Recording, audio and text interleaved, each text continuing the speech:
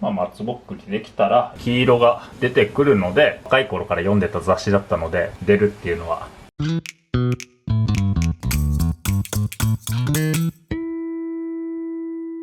くわい。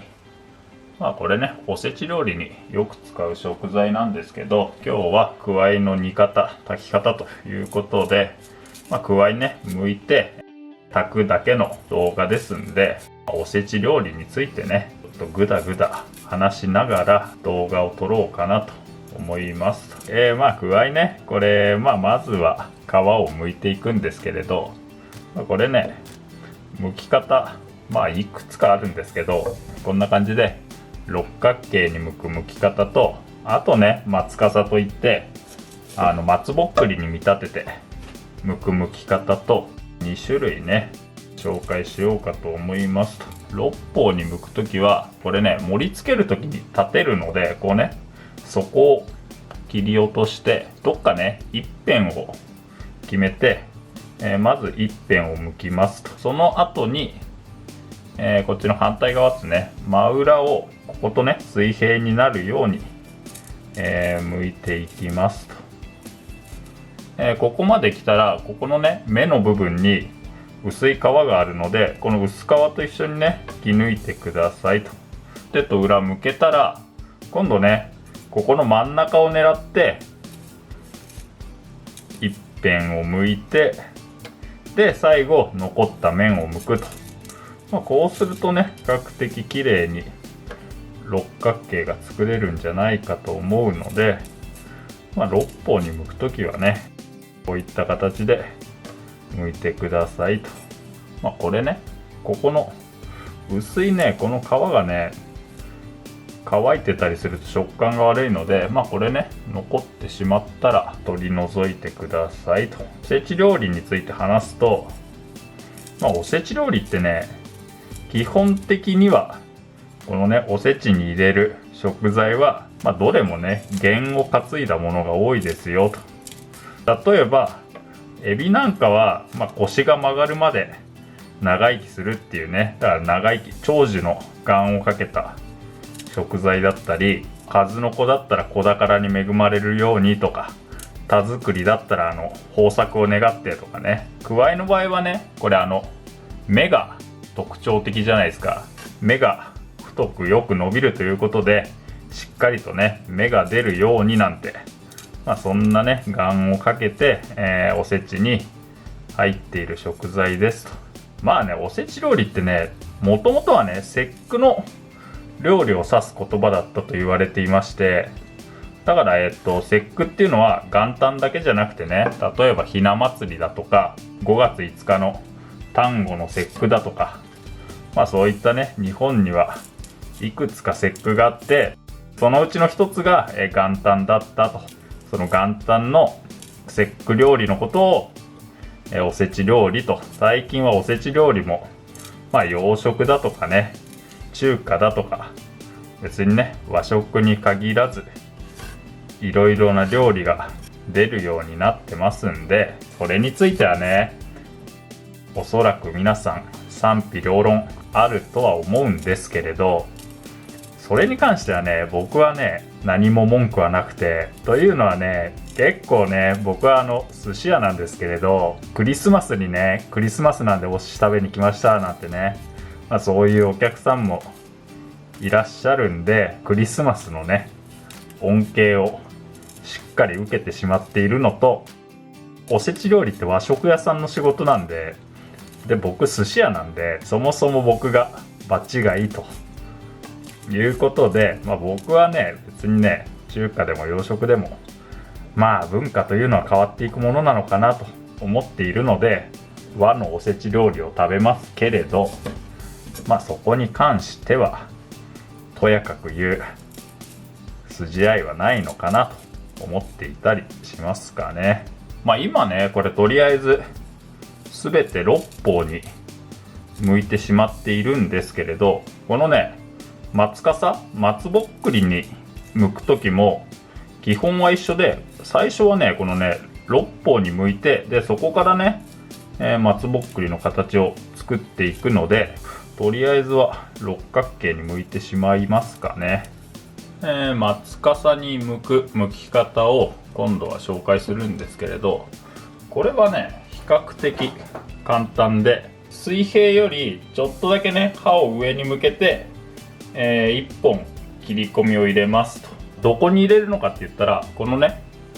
六角形の、角になってる部分にちょっとだけね包丁を上に向けて、刃を入れますと。その下から V 字にねさらに角度をつけて切り込みを入れますと。そう自然とここがね V 字に向けるので、そうしたら次はこれとね、同じ高さで角を1個飛ばしてまた V 字に向きますと。なるべくねこれ深めに向いた方が、見栄えは綺麗に見えやすいですかね。さらに1個飛ばして同じ高さに切り込みを入れますと。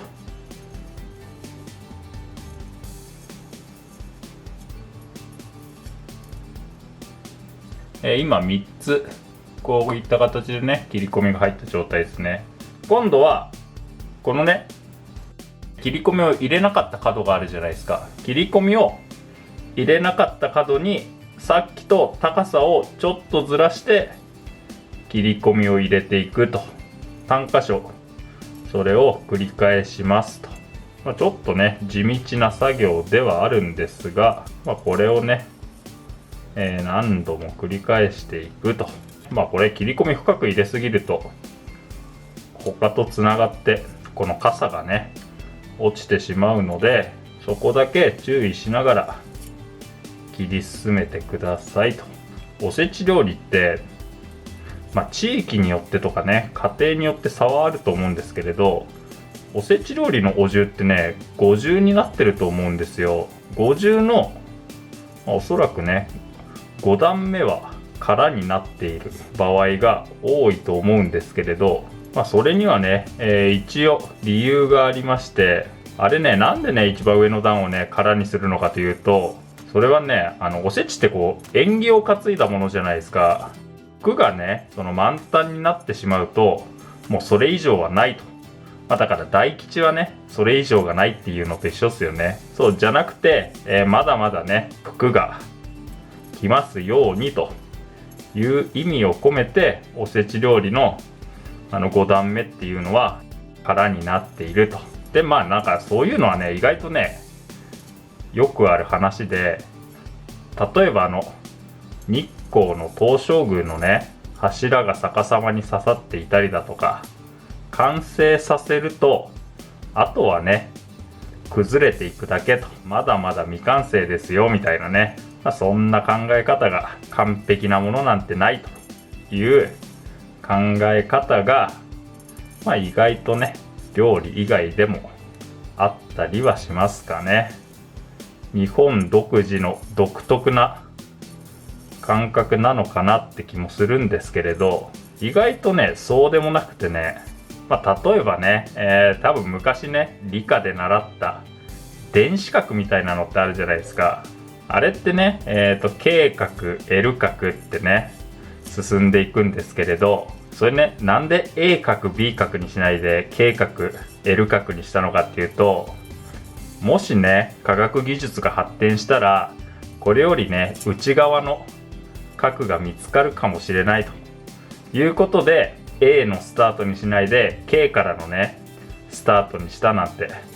話もあって、だからこのね今自分がやっていることは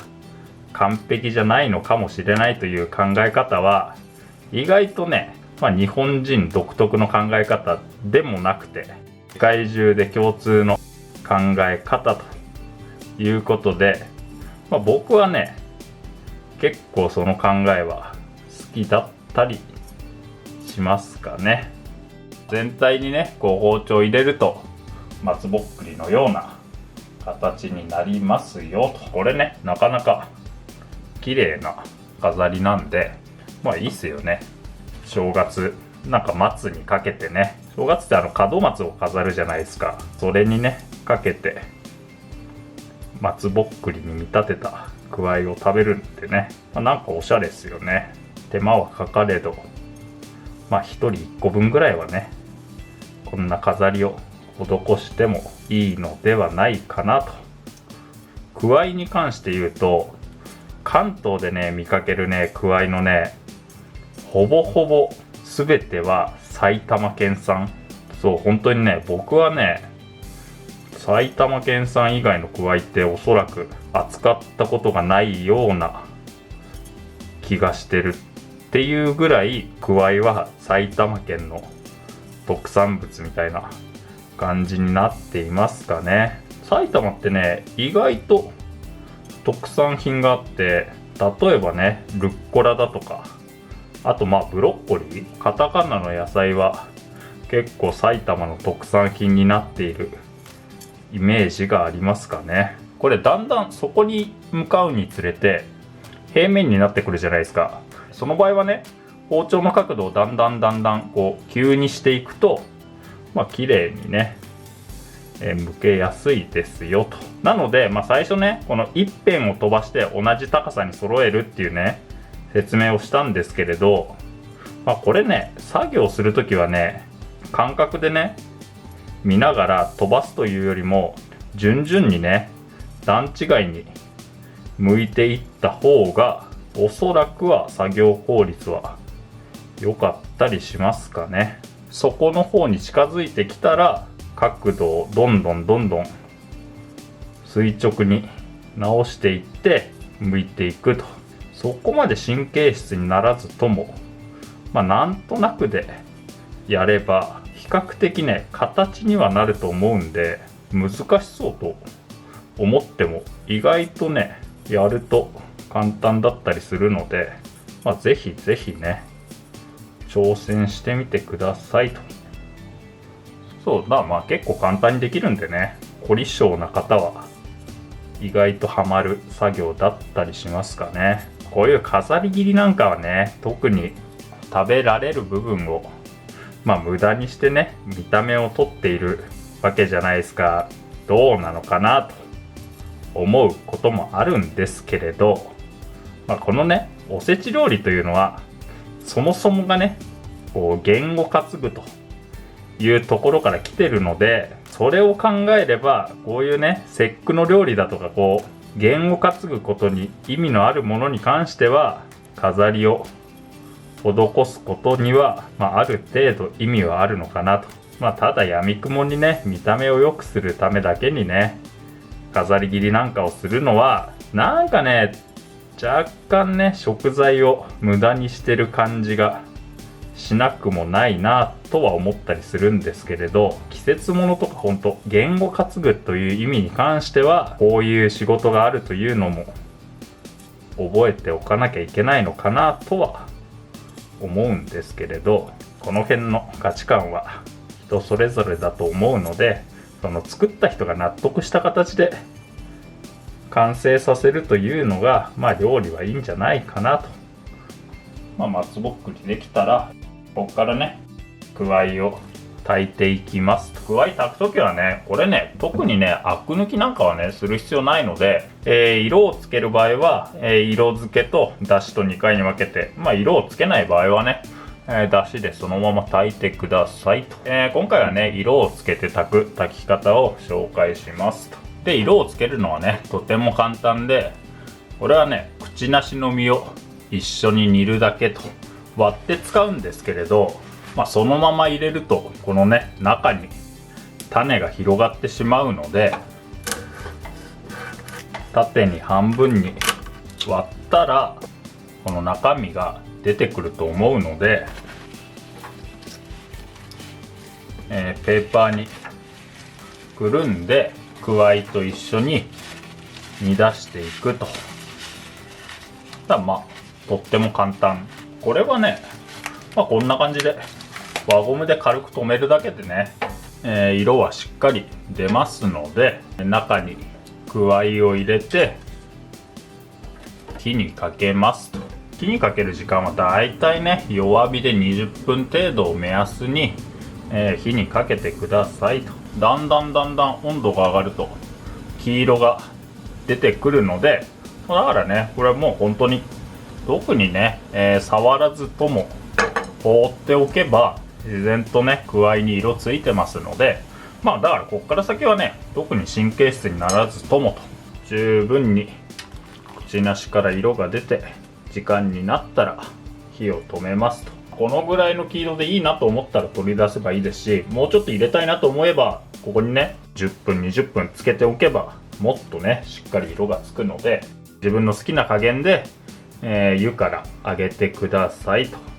あとはだしで炊くだけと。炊く時のだしはかつおだしね、くわいね入れて味を入れていきますと。だしもねどうしても少し色はついてしまうんですけれど、ただねこのね黄色はねだしの色ぐらいでは早々に落ちる色ではないので、この辺はね心配せずに、思い切ってね炊いてみてくださいと。砂糖ね、砂糖を一つかみ程度ですかね。あまり甘くなりすぎないように入れまして、あとはね、甘さは僕はねみりんで加えますかね。おせち料理ってねどうしても保存食なので味を濃くしたいわけじゃないですか。その時にね砂糖でね甘さをつけすぎるとどうしてもね食べ疲れるというか、なんとなくね僕は不自然な甘さに感じるので、甘さはね主にみりんでつけるようにしてますかね。と、あと薄口醤油ですね。薄口醤油で塩気を入れて、あとは煮ていくだけと。煮る時間は沸いてからだいたい10分ぐらいを目安に炊いてますかね。これねちょっとお知らせなんですけど、このね三河みりん、僕ねこのみりんが好きで、